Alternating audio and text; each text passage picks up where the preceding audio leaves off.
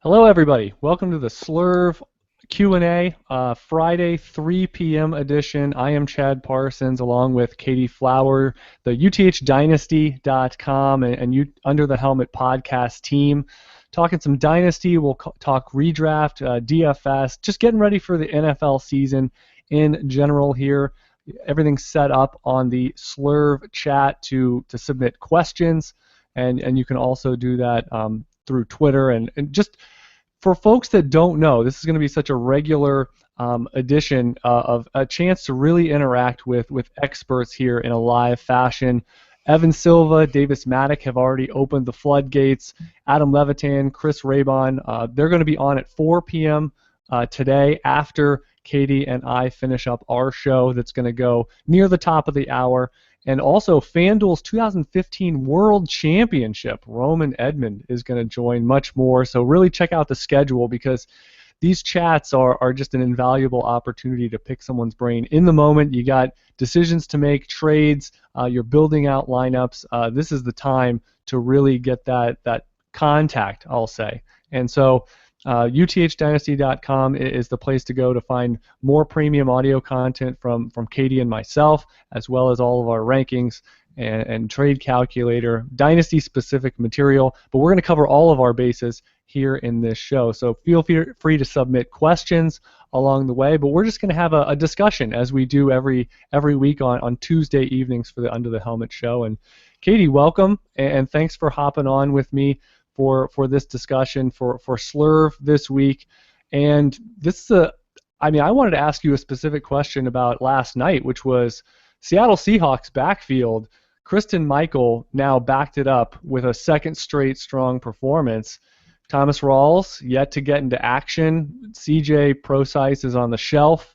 Alex Collins is sort of the de facto number 2 in these preseason contests, but everything kind of points to Kristen Michael riding the ship, and now he's a player that's rising up, redraft, dynasty, everything, to now he's not really available other than shallow leagues. So kind of what's your take on someone that's, let's face it, been the knucklehead factor to this point in his career, but no one really questioned whether or not the guy can ball out with the ball in his hands? Yeah, he's really looking good, and it certainly looks like he has that fire in his belly now, the part that was missing, the key component, and that's what Seattle needs. They've got a lot of talent in that backfield, but they do need him to have that attitude adjustment, and like I said, it certainly looks real to me. I've seen him in several trades this past couple of weeks, and also in some rookie free agent drafts. He's been moving up the draft board very quickly. And it's interesting. More often than not, people are going to forgive and forget. Yeah, it's almost what have you done for me lately? It seems like no matter what, there might be that little ping, that little demerit that he gets because he's teased us before, right? I mean, I think at his peak for Dynasty, he was what, in the top 40, 45, 50 at his peak, and that was still kind of simmering behind Marshawn Lynch, but we expected him to take that lead role, and since he's underwhelmed, he's been on 2 or 3 teams, and now they've brought in the cavalry, at least in terms of bodies. I wanted to ask you this, is this the biggest thing of this? Is this just a negative for Thomas Rawls? Because what are your thoughts on him? Because redraft, he's like running back 15, and that's really risky to me for a 2-down guy now with immense talent competition from Michael. I have not been touching Thomas Rawls in Dynasty, and I won't be touching him in redraft. That is just way too high, and like you said, it's risky. Not only was he an undrafted free agent, and he looked great last year, but then he was injured. They brought in so many people, including bringing C-Mike back and giving him that second chance. Yeah. And so he's already familiar with the backfield. He's familiar with the system and the coaching, and the coaches themselves have commented what a different guy he looks like. So I think, if anything, it will hurt Rawls especially. Yes. I mean, to me, it's a crazy price tag, right? I mean, you're talking, even if he falls, this is a mid to later running back 2, and for a guy that has limited PPR appeal, because once Procise comes back, we got to expect it. And Michael, he's been showing well, where he basically got 0 pass game opportunities in his last few stints with the Seahawks, but he's actually got some action. And I haven't watched the tape from last night yet, but he had a pass pro opportunity in week 1, so they're obviously trusting him more than in the past. And I think that's just key. And he's reaching his mid-20s, and this is a point where, let's face it, he's kind of out of options. Seattle was the only one really calling when he bounced around from, wasn't it Washington gave him a shot after Dallas? I mean, yeah. He had a couple really short stints last year, and fortunately Seattle had a need at the end of the year that kind of brought him back, and he's been a good soldier ever since. I just remember how crazy everybody went over the news that he went to Dallas. That's what everybody was waiting for. He's finally got a great offensive line, and then when he stumbled and stubbed his toe there, the whole entire dynasty community just let a collective sigh of, oh, here we go, and I just bought him for this, and now he's worth nothing again. So yeah, I don't trust Rawls at all. Especially with the way that Kristen Michael's looking and with the other talent that they've got around him. Eric mentions that Rawls is Davis Maddox poster boy this year. And so I got a question. If you do like Rawls, how aggressive would you be in trying to acquire Michael to cover your bases? This is potentially one of the better run games it has been historically, especially since Russell Wilson has been there. I mean, is this something where you're going to feel like you need to overpay, or is this just, I have Rawls and I should probably be trying to trade him away as opposed to get another back from Seattle? Well, again, in Dynasty, if after the NFL draft that wasn't enough to get you to go out and buy shares of C.J. Procise and Alex Collins and even C. Mike at the time for cheap and free, right? Yeah. And even 2 weeks ago when he had his first good-looking runs, he was still off the waiver wire free. And there was a mad exodus, people running to the waiver wire to get him. If you were a Rawls owner and didn't rush to the waiver wire at the first opportunity, or if you had blind bidding and didn't put 35% or so down, you're probably already too late. You're going to have to pay probably a 2017 first, which I hate saying that because that's, that running. But if someone owns Michael, I mean, again, if you've owned through the lean times, you are, again, you're kind of back to, I really want to see how this pans out, whether or not you dropped them in the interim and picked them back up with some promising news over the course of this offseason. So. Oh, exactly. The people that have been picking him up either speculatively or keeping him through the thin times, they're going to want their return on investment or they're not going to sell. And even shallow leagues, right? I mean, even if you're at 20, 22 roster spots, Michael's the type that you just can't drop him if you own him at this point, even if it's tight. You got to pick somebody else, right? Because he's the type that he could take the role and continue to run hot. He looks better than ever. It looks like he's leaning down. He looks really good. And he still has the power. I mean, he's always been a naturally powerful guy, but kind of like Mike Evans, we've heard the reports that he shed some weight this offseason, and in general, for the bigger guys, that's a good thing. And so you got to pick other options. I wanted to ask, just looking around, one game that I did watch from last night was Atlanta, and they sort of had, to me, the Tennessee Titans of Week 1 in the preseason, where the defense didn't really show up. Cleveland's run defense was horrible. They were getting blown off the ball. As a result, everyone looked great. Devonta Freeman looked great. We saw Tevin Coleman have the burst, and then Brandon Wilds, who now, with Cyrus Gray playing well last night, they were sort of in rotation. Gray played a little later into the game than after they pulled Wilds. I wanted to ask you, between Wilds, Cyrus Gray, they both seem to have enough talent to kind of stick. Is this a situation where you could see one of them being valuable? Like if Freeman were to get hurt, do you think that would turn into another two-man rotation, or would Coleman get the full run if something like that were to happen in season?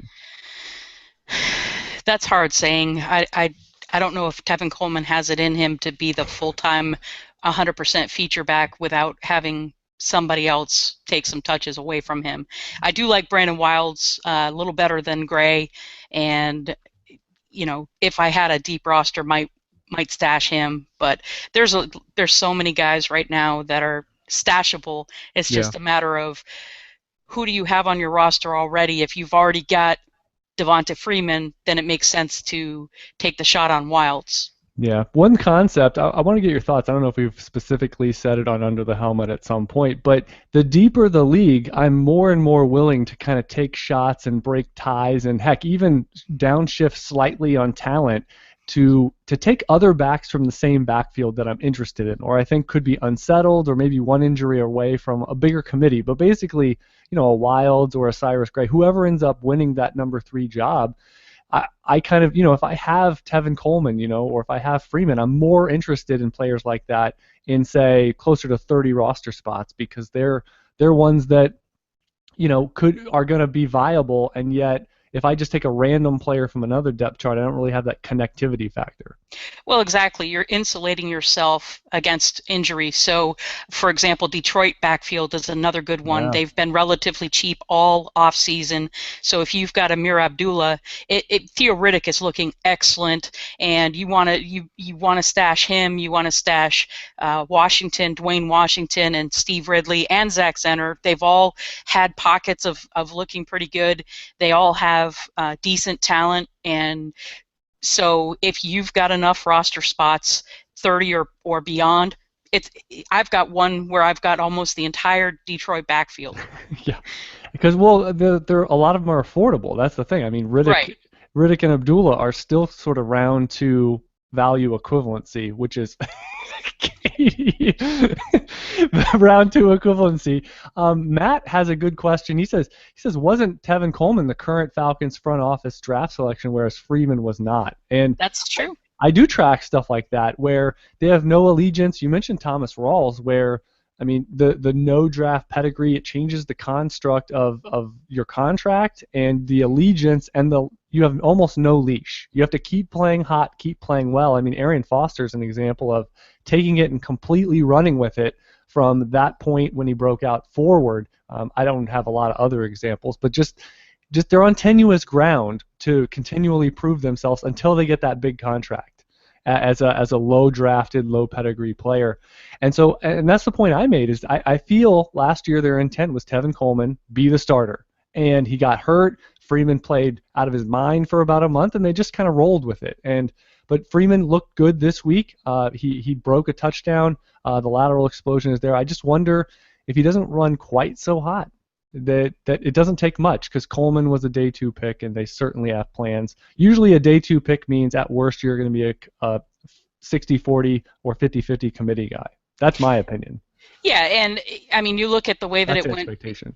When it went down last year, and Coleman finally got healthy, Freeman was the guy. And so these guys, even though they draft them with high expectations, they're still going to go with the hot hand. They're going to go based on what they see in practice and what they're doing for him on game day. So if Coleman has been underperforming to date, and Devonta Freeman is starting off this year the way that he started off last year, it could be 50-50, 60-40 split, and unless Freeman gets hurt. But I still question whether Coleman could take the entire backfield load, right, if Freeman did get injured for any period of time. Yeah, he didn't really look comfortable, and they certainly didn't use him in pass pro and overt passing situations coming in as a rookie, but that's expected for a lot of rookie running backs, so that's not, but we will see. He definitely needs to develop and show that. Otherwise, he's going to always be viewed as, well, he's kind of talented with the ball in his hands, but he's not going to be a 3-down player, so what really is he? And shifting back to the Seahawks, we got a question from Jason. He says, does the fact that the Seahawks appear to continue a more pass-happy, up-tempo offense change your opinion on the running back situation at all? I think they're going to want balance. I don't think that they're going to be the pound and ground like they were with Lynch necessarily, but they're smart. Pete Carroll is a great coach. That whole staff is really good about building up the defense, being strong. They're going to want to continue the run game, even though they're going to continue with the pass-happy, up-tempo offense. Russell Wilson has been one of the lowest volume quarterbacks in the NFL, and he's performed quite well. I always say if he got even to 550 or so pass attempts, that he would push, and he could actually blow away the rest of the position and be the number 1 overall quarterback one of those huge risers. But yeah, I'm not detracted. I mean, I think you want good offenses in general. You want good quarterbacks because they're going to push and make more red zone trips. And let's face it, they don't really have a go-to red zone guy. So you got to plan. Just like Lynch, he got a glut of carries inside the 5 and 10 yard line. Except in the Super Bowl. Right, and I think it would stay to that. I think they would stay true, and whoever the starter is, if they're getting a 60, 65, 35 kind of split, that running back has 10 plus touchdown upside, and that's what you want. That automatically makes you a top 10 relevant, regardless of your. I mean, we saw with Rawls, he basically didn't get receiving work, and he was still in that zone last year at the end. Shifting over to the Browns, that was another game that I'm early on in my watching from last night, but I have seen RG3 hot. He knows how to slide. Good work with all the baseball training. Boy, I'll tell you, those slides were looking good too. Yeah. Like without any hesitation, didn't get his foot stuck. And he was proactively sliding, so he could have got, in the past, we've seen him try to get squeeze the rock for those extra 2-3 yards. Dude, you got the first down. Like Aaron Rodgers, right? He gets the first down, and then that's it. Let's go, let's move on. Let's move on. That's right. I converted, and now I'm going to throw the ball and not be a human bowling pin. And that's what he needs to do. He's got to stay healthy. He is speed. Yep. To pick up additional yardage past the first. He did that on a couple occasions. He had, I think, a 15-plus yard run and a 20-plus yard run, and it wasn't all that difficult. He did the pump fakes like we saw early in Washington. So. And he dropped the ball in the bucket. I was really impressed with the fluency and the comfortable appearance of that passing game for Cleveland. And the question from Dan is Terrell Pryor, someone that flashed in week 1. Now we saw him beat Desmond Trufant, one of the better corners in the league, and at the top of the route. I think it was contested, and he was right there in his hip pocket. And then late in the route, someone, made a proactive play on the ball, and it wasn't the defensive back. So Pryor, all the physical tools, I kind of wonder about this depth chart because Josh Gordon could come back, ? And Corey Coleman is, you don't draft a guy in the top 20 to not be an answer. If not the answer, at least a answer. You've got Gary Barnidge, who I know you like, and he's coming off a strong year. How much production is there to go around in Cleveland? So as you spin this around, what does Pryor need to do based on what he has done? What's his upside? I am not going to trust Terrell Pryor in regular dynasty or redraft if I've got to pick him to start each week. But if I'm in a best ball, I want Corey Coleman. I want Terrell Pryor. I want, he can easily get those chunk yards. 3 plays for 90 yards and one long touchdown. Or right, exactly, one long touchdown. He's still working his wide receiver chops as a route runner. He's not a great route runner, but he does have the athleticism to win. And as we see against some of the better defenders in the league, I like the fact that RG3 has stepped it up with his running. And if you saw the combination of plays that they were running, Crowell was looking good up the middle, and then they would do the same play where it looked like they were going to hand off, but then RG3 would just bootleg around and be gone. And so it mixes up the defense and keeps them on their toes. And then you got a guy like Corey Coleman on one side and Pryor on the other side getting deep. They're going to maybe have a chance to make that offense tick. Yeah, I did some historical study looking at basically the worst quarterbacks and the worst passing games, and what did they do the next year? And a lot of times what happened is you saw it was either a first-year quarterback or you saw a muddied veteran quarterback that just didn't play well. They were kind of a stopgap. And basically the rookie going into year 2 is a positive uptick, and also when you just get changeover or give the veteran quarterback another chance, these situations moved up, and we don't think it's substantial, but if you're the number 31 pass offense and you move up to 20, that's a big deal, and there's fantasy value there because let's face it, if you're 31, probably none of the receiving targets were all that viable, or they aren't held in high regard. So that's why you almost have to look at the bottom feeders and go, is there room for an uptick here? And I think both of us are saying yes. And best ball, like, it's a big point. I mean, Eric said there's a lot of Browns that could be best ball viable. I mean, the running back situation too. Crowell looked good. but we're always kind of, is he really going to get enough usage because Duke Johnson's there and Terrell Watson is a question mark? There's a lot of moving pieces, and it may be hard to predict when you're starting lineups.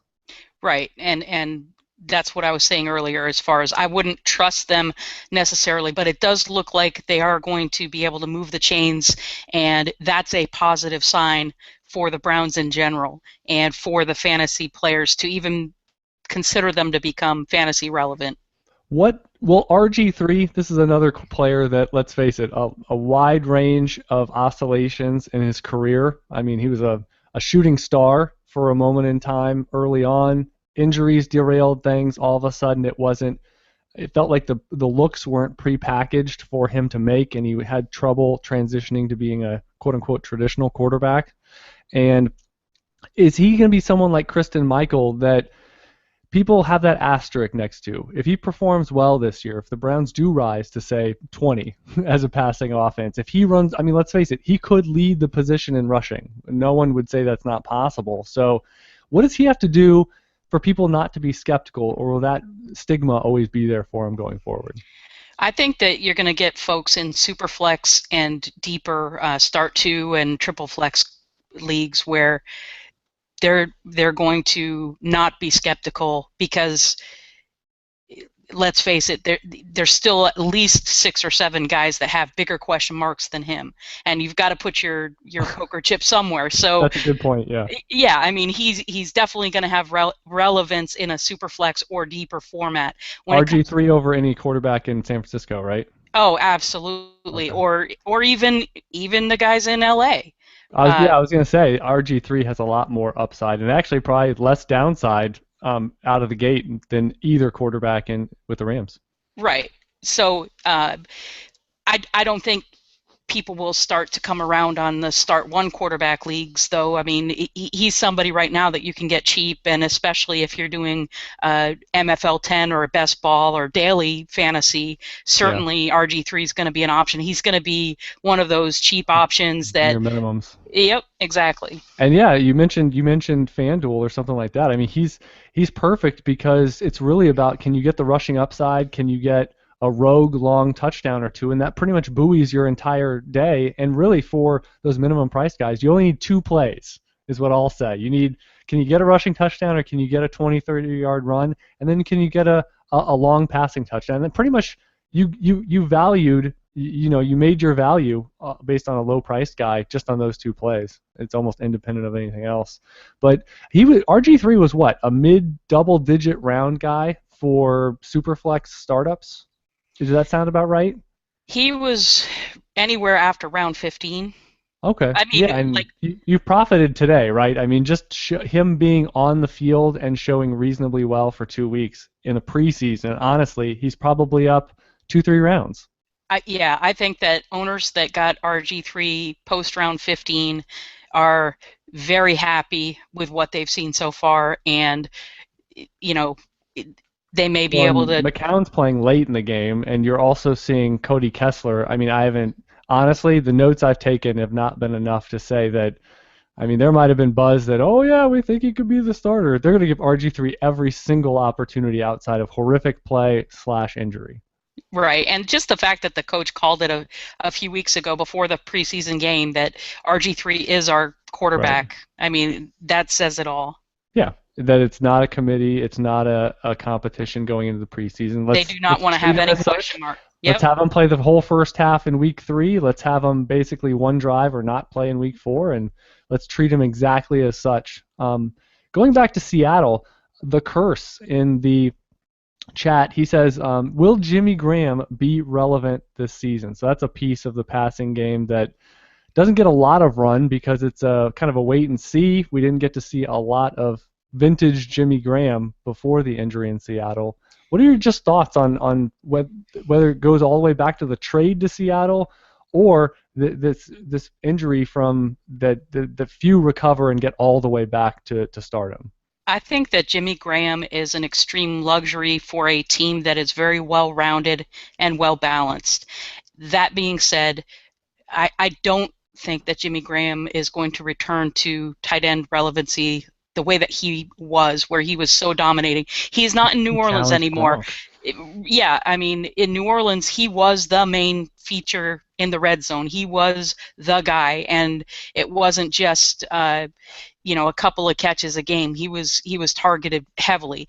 He won't be targeted that heavily, and they do have other red zone options. So he'll maybe have some big games here and there. But again, if you've got to pick which games he's going to be the guy, there's other tight ends that I'd bank on faster.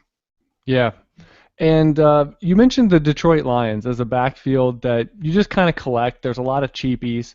And I noticed that Theo Riddick got strangely, I mean, he was running exclusively with the first team last night. And Riddick, they were giving him interior touches, and he didn't look natural. We know that's not his game. I mean, he needs to be a space guy.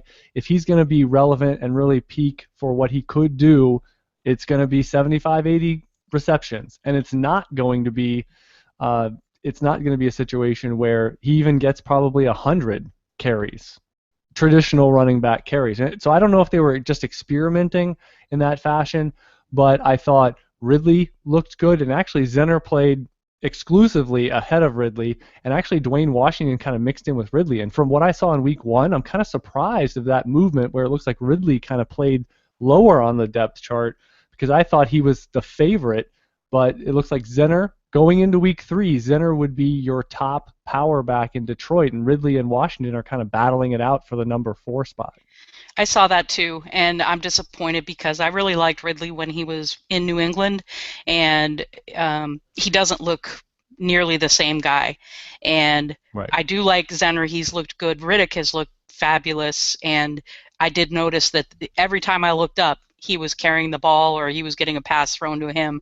They were featuring him quite heavily. So He wasn't effective though. He just looked kind of awkward right. on the inside. But I wonder, like, why don't you roll out Zenner, Ridley, or Washington with the first team? I mean, you had a golden opportunity there, and they were just needlessly giving Riddick. He made one good cutback, but just when you saw him follow the play design, Yeah. I feel like they're not going to do that in season. So why waste those plays, those reps? They maybe just Jim Bob. They just want to test him and give him every opportunity to prove that he can't do it.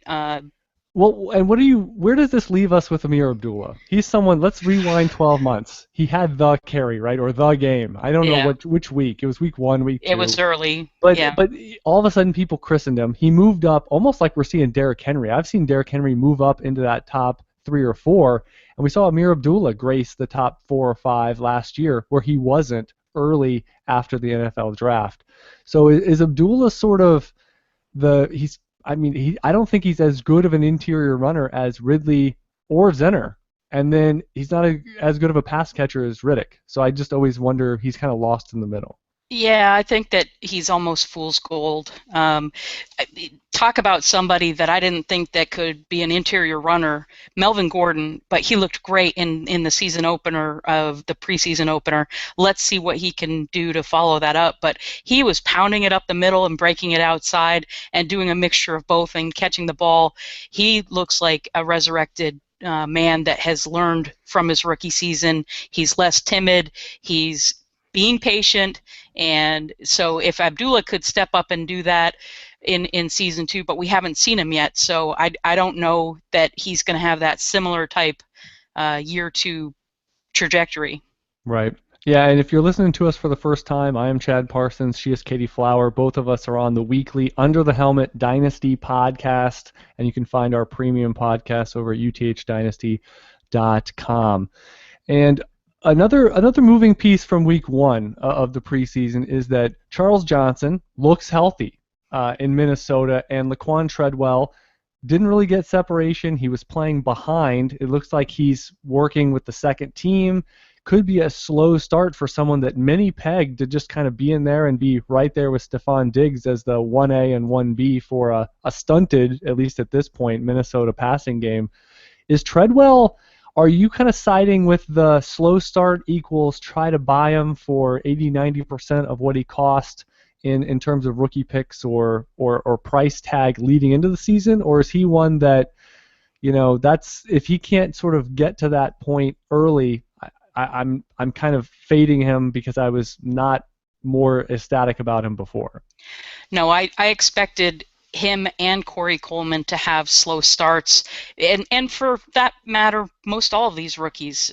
This is not the greatest class to come around, This is the and 2014 rookie production coming our way, right? right, exactly. So the expectations for most all of these guys were that they're going to be slow starters. It's a big adjustment. He won with the physical game in college, but he was the biggest, strongest of them all. And now he's in with a bunch of guys that can outbeat him in the physical aspect. He's got to learn how to step up his game and use that strength and get his position, even if it's just a pinhole. He's got to catch that ball, and he's got to muscle it through. I saw a couple of drops that he had where he didn't get any separation off the line, and nor down the way a little bit, and the ball got in there, and the defender had a pretty easy time just swatting it away. He's got to have more of that my ball mentality and move back to the ball and shield the defender and grab that ball out of the air. And so far he has isn't. To learn, right? I mean, he has to learn that it's an adjustment. Muscling and beating even SEC, but it's not just go down the line. These are all number 1 or number 2 cornerbacks for future NFL purposes. So you really have to. He's not going to get separation. He needs to be and realize every play is going to be contested. There's going to be someone right on his hip, and that's what I saw from his early targets here in the preseason. Is that he just seems like, if you're not going to be uber physical, you better get uber physical, because you're certainly not going to win and have multiple yards of separation to make a lot of clean catches. So he needs to be that big body, jump ball, my ball receiver. And yeah, I do think he could be a wide receiver 2 for fantasy. I don't see wide receiver 1. And I've been out there saying I was one of the lowest people in the industry on Treadwell. And whether or not, the workout numbers are accurate or not, I just didn't see. He put up like 11 yards per catch his entire career. I mean, why are we expecting it to jump way up and all of a sudden him not be a 15 yards and in type wide receiver in the NFL when you're jumping up the level? It just didn't make sense to me. Yep. So have reasonable expectations. But Charles Johnson, let's rewind 2 years. This guy was breaking out in the middle of the year, kind of like Stephon Diggs. He's big. He has a lot of prototypical traits, and for people that want to bury him just because last year he was a non-factor and injured in one way or another. So yes, they have 3 good or starting caliber wide receivers, and if they don't have a high enough volume, none of them may be more than wide receiver 25 to 30, and that may be Diggs, and he may just be a rotational, do I start him or not, and more towards a bye week plug and play guy for a better redraft type team. That just may be the reality. Mike Wagner, he comes in with a dynasty question. I know I'm late to the party, so maybe he's got his rookie draft coming up. But other than Ezekiel Elliott, what rookie running backs are good targets in dynasty? So we typically see a lot of running backs in the back half of round 1, the early part of round 2 specifically. Now that we've gotten a little bit of tape, it's months removed from the draft. Have you kind of recalibrated, or based on all the data we see from getting questions from subscribers and on Twitter, what's your play now? Like, if you had to make a recommendation on a running back at a price point, what would that be for Mike? A running back, DeAndre Washington. He's still I saw him go in the early. First round. Well, I saw him go at 1.12, but for the most part, he's been his sweet spot has been 2.03 to 2.06. Yeah. And for that price point, I think that there's a good possibility that he'll end up usurping our boy Latavius Murray. So our boy in air quotes for people that don't. Yeah, exactly. Yeah. Okay, but do you think? Well, this goes a cascade question is. So say he overtakes Murray at some point, or Murray gets hurt, and Washington runs with the job, so to speak, for part of 2016. Shouldn't we be worried that Oakland just goes back to the well and says, if Murray's not our guy, and I mean, we still need other running backs, almost like Seattle, right? Even though Rawls did a good job, we need other running backs in the pipeline, and Oakland doesn't really have much talent there. So they could be in a position that he's a very short-term play. Oh, absolutely. I Okay. mean, he was a fifth-round pick, and we've got uber talent coming up in the 2017 depth at running back, and a lot of it is dependent on who actually comes out, but there should be at least a half dozen decent to more than decent options. And I'm still not giving up on Kenneth Dixon. I think that he is another good dynasty running back. His price tag's a little bit higher, but he has been slipping towards the end of the first round now. At the beginning, right after the NFL draft, he was going in the 105 to 107 range, and now he's more in the 110 to 201 range. So you can still get a decent price, and I still really like Kenneth Dixon. Yeah, and I just there's not a lot that you like. I will say a guy that who's been falling. I mean, heck, in an IDP draft, I got him in I think round 4 or round 5. It was ridiculous how far he was falling. Was Jonathan Williams? I Mm-hmm. think he's looked every bit the part. And some of these talented players that you're getting later on in rookie drafts at running back, you kind of have to wait it out. I mean, maybe they don't get the opportunity. Maybe it doesn't break their way in their rookie year, but you just kind of want talents. And I think we've seen someone like Josh Ferguson. I think the jury is still out. I watched Yes. he almost got force-fed interior touches in that number 2 role, almost like Theo Riddick did. We were just talking a few minutes ago, and he was one that I didn't really see that for him. I saw him as a space player, and maybe the Colts were just trying it out, giving him every opportunity to see what he could do. But he's a player that I really liked in round 3 of traditional rookie drafts that I want to see a little more. And I think the theme is going to be over the next couple weeks is going to be I want to see more, and few players are going to really separate in a positive or negative way based on what we see on tape. But I think Jonathan Williams, he looked the part. I mean, he looked like a balanced, powerful interior, stick his foot in the ground and explode up, win against contact, all those qualities you're looking for of a potential 3-down back. Maybe he's not dynamic in space. Maybe he's not going to be a guy that runs away from a defense, but someone that can win consistently within the 25 yards of the line of scrimmage. That to me describes Williams. Now, who knows? Carlos Williams comes back. McCoy doesn't get hurt. There's a lot of moving pieces there in Buffalo, but he's a player. He's just falling. People are seeing a crowded backfield. They're ignoring the talent. So that would be an opportunity in the later rounds, I feel, to exploit in rookie drafts now. Yes, he's a longer hold, but Cream does rise to the top eventually, and you don't have to sell me on Jonathan Williams. I watched him Right. at Arkansas, so Yeah. as a Every Razorback game for like fan, 3 years. yeah. So as a Razorback fan, I do know what Jay Will is capable of, and I agree with your assessment that he does look the part, and this game doesn't seem too big for him at all, and it's just going to be a matter of rising to that opportunity when that opportunity comes. Yep. And we got a good question from Jonathan. And this is one that I'm sure we're going to answer in season a few times. I think I got it on the RotoViz mailbag show this week with my appearance. Is which running backs do you see as relatively insulated from the loss of value with the 2017s coming in? This is going to be a critical question and one that I'm sure we're going to have to help owners through because in season, if they're productive, it's always going to be the yeah, but kind of question. Are they good enough to kind of maintain this role and ward off competition, heavy competition that few depth charts are not going to be in danger, I would say, in the off season. So, I mean, off the top of your head, I mean, is the list under 5 running backs that are truly protected from this sort of onslaught of talent potentially?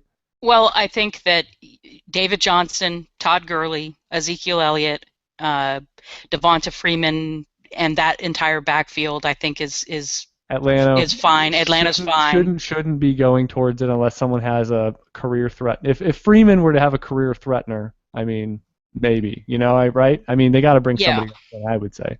right. Okay.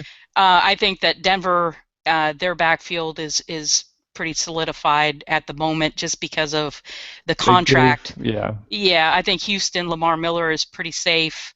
Le'Veon Bell. Le'Veon Bell, I think, is safe unless he does Well, another. let's face it though. I mean, D'Angelo Williams is what 30. He's almost Anquan Bolton age for running backs. That's for sure. Right. He's I mean, it doesn't mean that they 33. won't take somebody, but I I don't. gotcha. I, They I think shouldn't. that right. They'll probably go for the depth around the round Well, 4, Bell is a round free agent. 5, somebody, Bell is a free or agent. right undrafted free agent because there is so much depth of talent there. They'd be silly not to pick somebody up.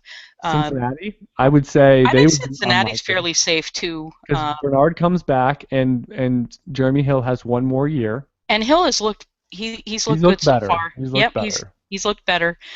Who else do we have? I do Eddie want to make a Lacy. note from the Cincinnati game that Rex Burkhead was running higher on the depth chart than he was a week ago and looking pretty good. He's been a player that's been underrated based on his talent level. People mostly just remember him from that playoff game where he had like 5 catches in one drive, and people are like, "Who is this guy?" But anyway, back to the question. I think Jacksonville. I think T.J. Yeldon, Chris Ivory duo is safe. At least from any major competition. Looking at the backfields, Tampa Bay should be as well, right? I mean, they have 2 solid guys that are both under contract for next year. Yep, I think.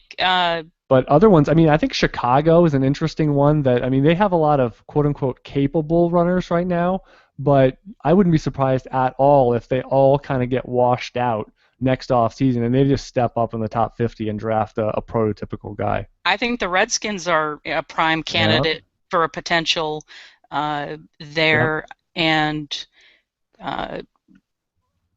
New York Jets potentially, depending, because Matt Forte is just a stopgap, and New England could be another one. I mean, New let's England, face it, right? They're leaning basically on LeGarrette Blount, and Tyler Gaffney has looked like a viable make the 53 type guy. But let's face it, they in general have been piecing things together, and now they have sort of a receiving role with White and with Dion Lewis, and a power role. So we always say, you know, oh, well, they could get somebody, and they typically don't. But right, they're not. I think that they're more going to get somebody that would be a sleeper that slips through the crack in maybe round 3, round 4. But as far as getting the big studs, Philadelphia would be in the market, probably the Giants. The Jets are interesting to me just because they have a lot of viable guys, sort of like the Bears, where I kind of view it, you know, Forte's a stopgap, but Bilal Powell has been playing, you know, kind of to the best of his abilities, what he could be in the NFL. He's mostly done that over his career. Kerry Robinson has some juice. But I just feel like they're another team that could go the opposite direction, almost like the Giants, right? I mean, they have a lot of viable guys. We'll see about Paul Perkins, but Jennings is over 30, and Andre Williams is trying to be a reclamation project. But all these ones with sort of some viable guys and maybe no one with overt pedigree and youth combination, those are the risky ones in my opinion. Indianapolis could certainly use exactly. and possibly Cleveland, depending on how the season goes. So the real thing we're saying though Carolina is all these situations we're referencing. If you do hit on a running back that you're starting during the year, really dial in on how much this player is helping you, especially from a dynasty perspective, because the sell window for producing running backs in season is strong, no matter what. I mean, they are going to pull way more than January 1. So you really have to say, this guy matters a lot. I cannot let him go. And I doubt that's going to be your answer in week 7 when you're rolling out, you know, whether it's Rashad Jennings or that's the time. The time to acquire them is in the off season. The time to sell is in season, because you have to realize I can just hit on another running back. Or you should have a stockpile, right, of 4 or 5 guys that you wouldn't be surprised if they do just kind of take something and run, and then you can roll them out for 2-3 weeks at a time, churn and burn. Yeah, because it's not worth it. You know, a lot of people are going crazy over 2017 first-round picks, and I say if those are too expensive, stockpile some seconds, because there's enough depth going into that second round. Seconds are cheap. And seconds are where you really want to get your running backs in Dynasty anyway. You want to basically get your wide receivers in round 1, and then get tight ends and running backs in round 2 and beyond. Deep, right? If it's truly deep, you're going to get guys that slide, because the wide receiver class isn't looking like a slouch either. So they're going to be mixed into that round 1 mix. Heck, maybe even someone like Deshaun Watson, you know, could be, let's take this guy all the way into round 1, even in start ones. So that could be so there's a lot of moving pieces that could force guys into the early second. But we know with running back, it's almost like Devi, as you like to say. You can hit from anywhere with running backs. So that merge of you're getting a sliding talent that maybe went to an ambiguous depth chart, or you're getting an optimal situation with a talent that you think is good enough. And you can tolerate the price, right? If it's round 2, round 3 rookie picks, that's tolerable. When you burn on a questionable talent a round 1 rookie pick, that's when it really affects your franchise. Just I like an agree. NFL team. Yes. This is another follow-up from Jonathan. He says, are there any 2016s beyond Ezekiel Elliott that have the potential to earn their way to safe value? So we've been talking about all these questionable depth charts. Who has that potential to you, whether or not they kind of sit today with a lead role? Who could do something as a rookie that all of our prep leading in through the draft process, and now we kind of see if it breaks this way, and I think we've had this, we actually answered this on Under the Helmet a few weeks ago or during the summer of if, rookie running back X does this, are we going to be one to cash out, or just kind of this is what I wanted and I'm going to keep the talent and roll with them? Yeah, it's a tough question. I think that Kenneth Dixon could, with his talent, get and keep that position. They've also, because of what they have around him, they may not be so quick to draft another running back. They've got a lot of other needs. So he's somebody. I think that Henry could potentially hold on to his spot and keep it in Tennessee. Yeah. Even though I'm not the biggest Derrick Henry fan, right. I think that he could hold on and be safe against next year. Absolutely. We're closing up. We got a few minutes left. Whether it's remaining this week or the big tune-up in week 3 of the preseason, what are some things, whether it's going to be tips for folks watching the preseason or specific players that you think are kind of critical watches for you in terms of your teams and just what you want to see on them either moving up the depth chart or, hey, this is maybe someone on the fringe that I need to see something. I need to see some movement, or else they're going to be probably on the wrong side of my cut line as I get ready for week 1. Yeah, week 3 is typically a dress rehearsal for week 1, as far as they'll play their starters a little bit longer, a little bit more. They want to see how things have gelled. Guys that have been looking good, they're going to give them more looks sooner. So a guy like Zach Zenner, has he really eclipsed Stephen Ridley and Dwayne Washington? If he gets in there after the starters, then that's going to indicate to me that maybe I need to rethink my Stephen Ridley shares and even Dwayne Washington, because you can't necessarily keep everybody in that backfield. It's not realistic depending on the roster depth. I'm still looking at the Patriots wide receivers. I thought Chris Hogan looked really good, and he's definitely somebody I want to keep. But do I have a spot for Mitchell? Like, Dobson is just so up and down, and it's unfortunate that Mitchell got hurt because I was liking what I was seeing there. I think because he's on short-term IR, he can be stashed on IR and held and see into the season a little bit. But who are you looking forward to watching these next couple of? Yeah, a lot of my notes have centered around running backs, just because one point I've made before is I want to see a player moving up. I want to see a player rewarded for playing well. That kind of shows the synergy of performance and support of the coaching staff and front office to warrant more opportunities. And I think that sort of gives us these kernels, these breadcrumbs that when we fast forward a month or 2 or even 3 months, when something happens, we all know there's going to be an NFL depth chart that turns to their number 3, number 4 practice squad guy.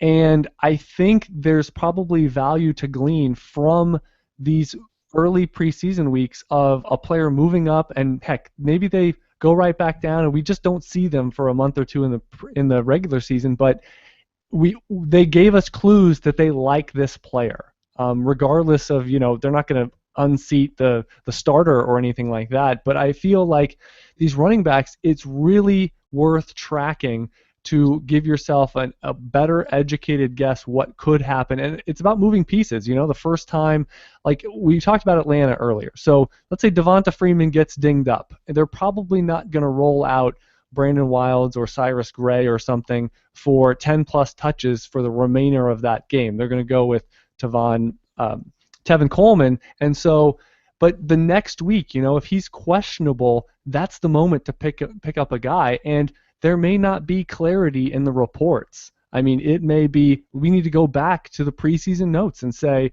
who was giving more run earlier in the game and who performed well within the scope. And we may have that answer, and that may clarify a deeper roster waiver move that you get right as opposed to getting wrong, and then you pick up the wrong guy, you spend your waiver bucks, and then the next week you're dropping them because you guessed wrong, you burnt the money, you picked the wrong guy, and then it's a fight if the other guy's even available because somebody else got him for $1. And I kind of think this is what we need to be doing in the preseason. We need to be filling out our comment cards and our watch lists on these running backs because we know that in season it's a fight, and it's critical sometimes that you need a warm body, you need a guy that's going to get 10, 15 touches, and this is the time I think to take all of our notes and get things right. And people just kind of shrug and kind of go, these games are meaningless once the starters leave, and I say absolutely false, specifically at the running back position. Yes, and that's another good point. Whenever there's any tiebreaker for who you're going to pick up off the waivers, the tiebreaker should go to the running back because they have the closest path to fantasy relevance because of the injuries that occur, and just it's much easier to sell a running back in season than a third wide receiver when you know that the other wide receiver is going to just be stepping back. Correct. Wide receiver, I feel like it comes back more to talent, and running back is more about being the last warm body and opportunity a lot of times. And that's going to be a great closing point. So as I mentioned early on, I am Chad Parsons at Chad Parsons NFL. Katie Flowers at FF_Skyler399 on Twitter. And again, you can find us talking every week on the Under the Helmet podcast, which is over on iTunes. And it's the premium content over at uthdynasty.com, which I should mention, General Manager, you get all the premium audio content. It's going to be close to 200 podcasts in 2016 alone, and Katie is on quite a few of those, as well as myself, that FanDuel.com/underthehelmet is going to be your way to try out General Manager for 12 months for free. I mean, this is the deal. So if you've ever been on the fence or you're hearing us for the first time, want to learn more, free for 12 months. And to reiterate, this Slurv question and answer on a weekly basis. Evan Silva, Davis Maddock have a show weekly. I'm going to be on weekly here on Friday afternoons. We've got Adam Levitan, Chris Raybon, who are on right now at 4 p.m. Eastern, and they're going to be on weekly. FanDuel, 2015 Fantasy World Champ, Roman Edmond. So many more great guests, and thanks to Slurv for making it happen with the schedule and running the great chat rooms. The chat over at uthdynasty.com runs with Slurv, as well as the smooth running chat rooms here on slurv.com. So wanted to thank Slurv for making it happen and for all of your questions this week on the question and answer period with Chad Parsons and Katie Flower.